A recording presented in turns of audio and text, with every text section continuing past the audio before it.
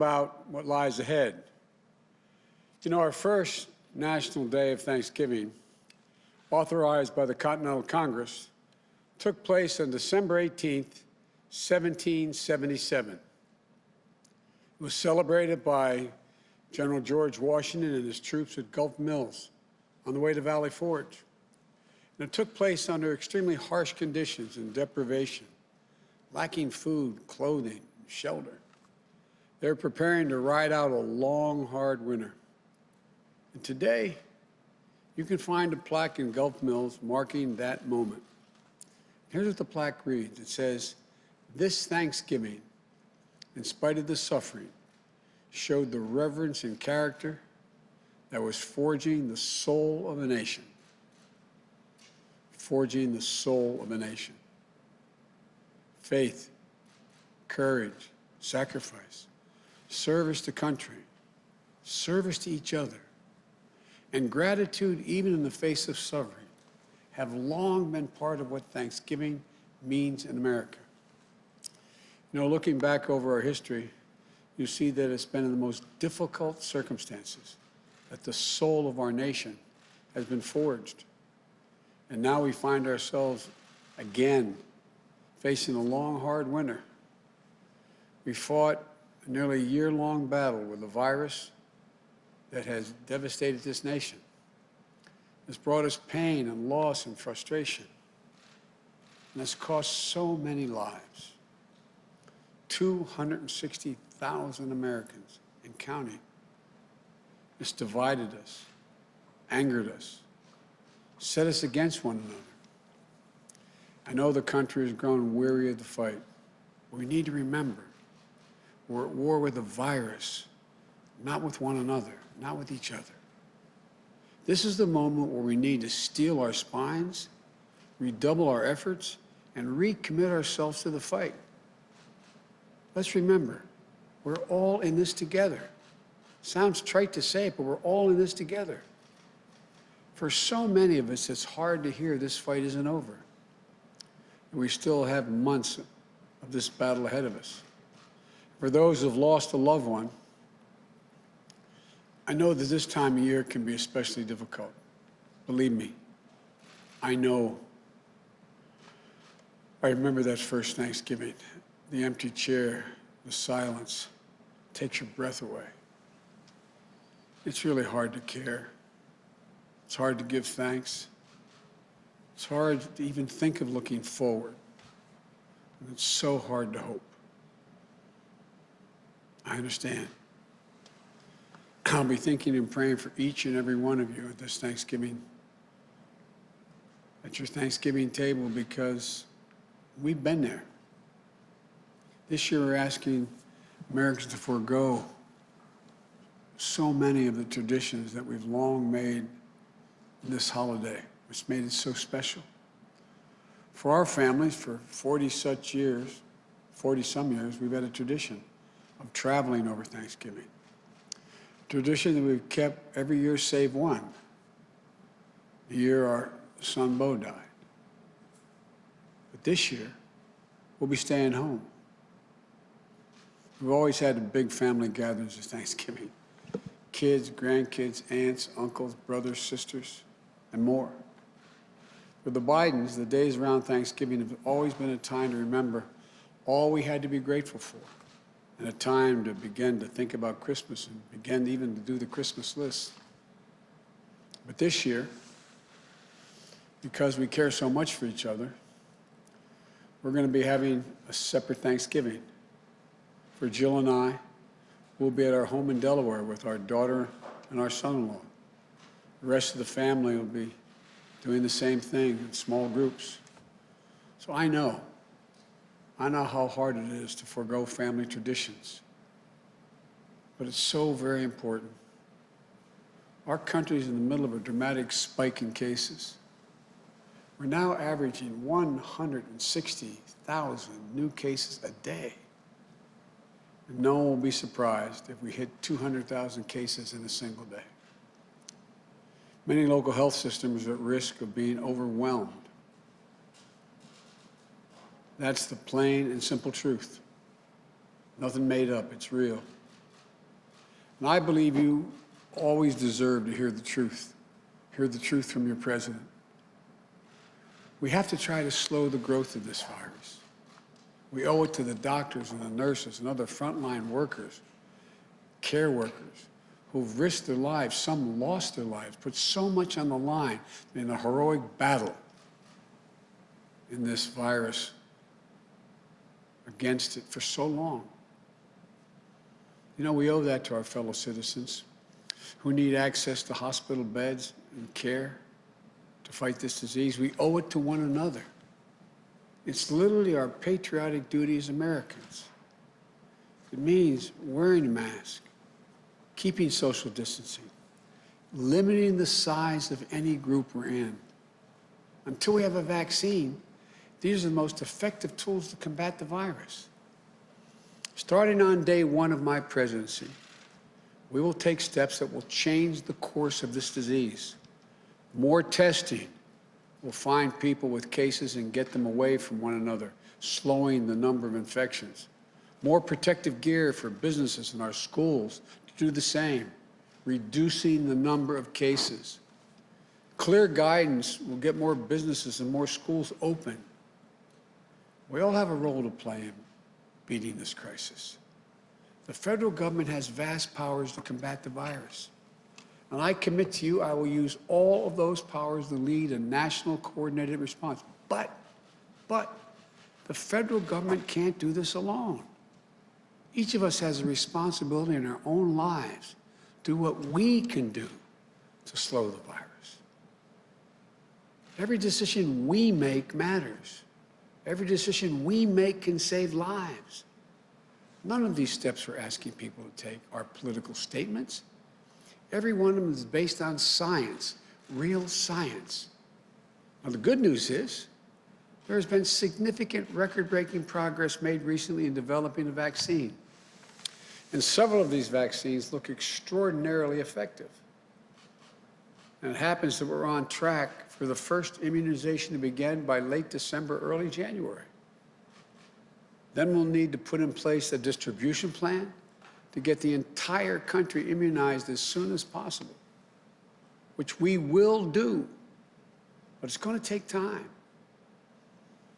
I'm hoping the news of the vaccine will serve as an incentive to every American to take these simple steps to get control of the virus. There's real hope, tangible hope. So hang on. Don't let yourself surrender to the fatigue, which I understand it is real fatigue. I know we can and we will beat this virus. America's not going to lose this war. We'll get our lives back.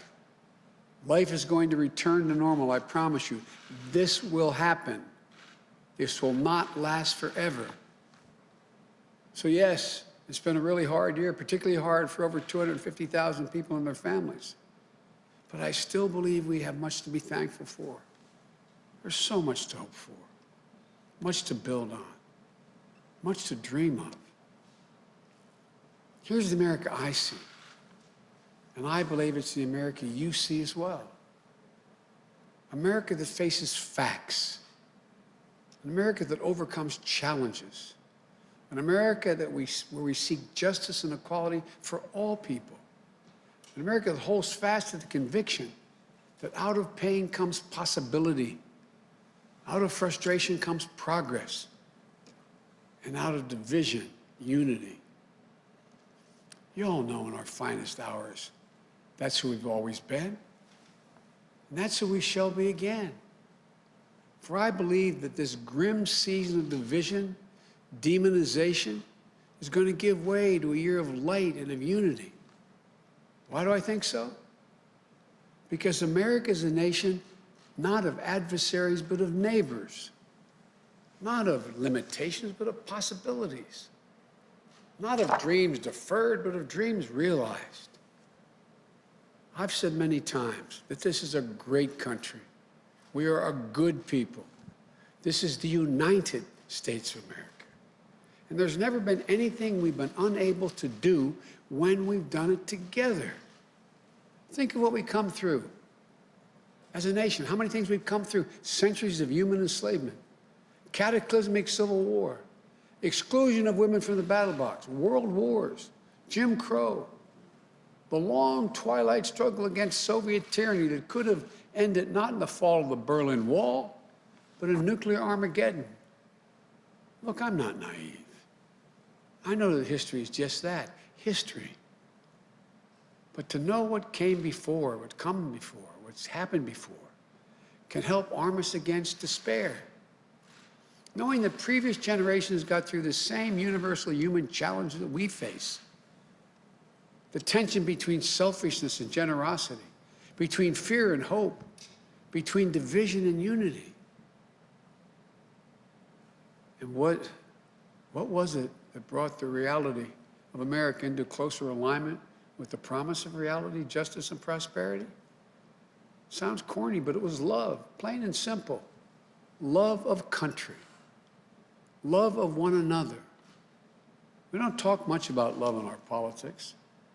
The political arena is too loud, too angry, too heated. To love our neighbor as ourselves is a radical act. It is what we're called to do. We must try. For only in trying, only in listening, only in seeing ourselves as bound together in what Dr. King called the mutual garment of destiny, can we rise above divisions and truly heal. Look, we all know America's never been perfect, but we've always tried to fulfill the aspiration of the Declaration of Independence, that all people are created equal, created in the image of God, and that we've always sought to form a more perfect union. What should we give thanks for this season? Well, first, let's be thankful for democracy itself. In this last election, the one that just took place, we've seen record numbers of Americans exercise their most sacred right, that of the vote, to register their will at the ballot box. Think about that. In the middle of a pandemic, more people voted this year than have ever voted in the history of the United States of America. Over 150 million people cast a ballot. Simply extraordinary. Many of them waiting in line 5, 6, 7, 8 hours to vote. If you want to know what beats deep in the heart of America, it's this: democracy. The right to determine our lives, our government, and our leaders. The right to be heard. Our democracy was tested this year. And what we learned is this: the people of this nation are up to the task. In America, we have full and fair and free elections. And then we honor the results.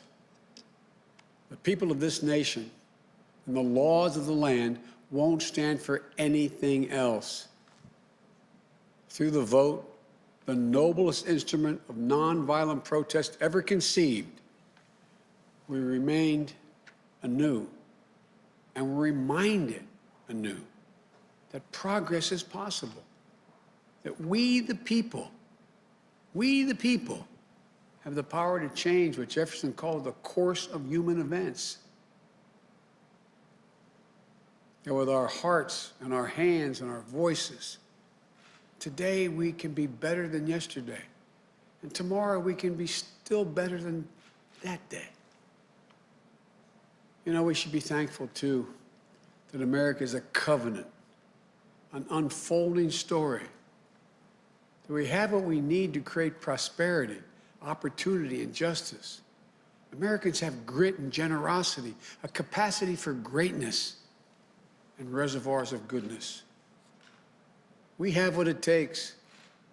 Now we have to act. This is our moment, ours together, to write a newer, bolder, more compassionate chapter in the life of the nation. The work ahead is not going to be easy. It will not be quick. You want solutions, not shouting. Reason, not hyperpartisanship. Light, not heat. You want us to hear one another again, see one another again, respect one another again. You want Democrats and Republicans and independents to come together and work together. And that, my friends, is what I'm determined to do. Americans dream big. As hard as it may seem this Thanksgiving, we're going to dream big again. Our future is bright. The fact I've never been more optimistic about the future of America than I am right now. I, honest to God, believe the 21st century is going to be an American century. We're going to build an economy that leads the world.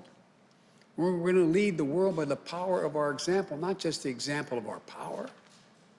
We're going to lead the world on climate and save this planet.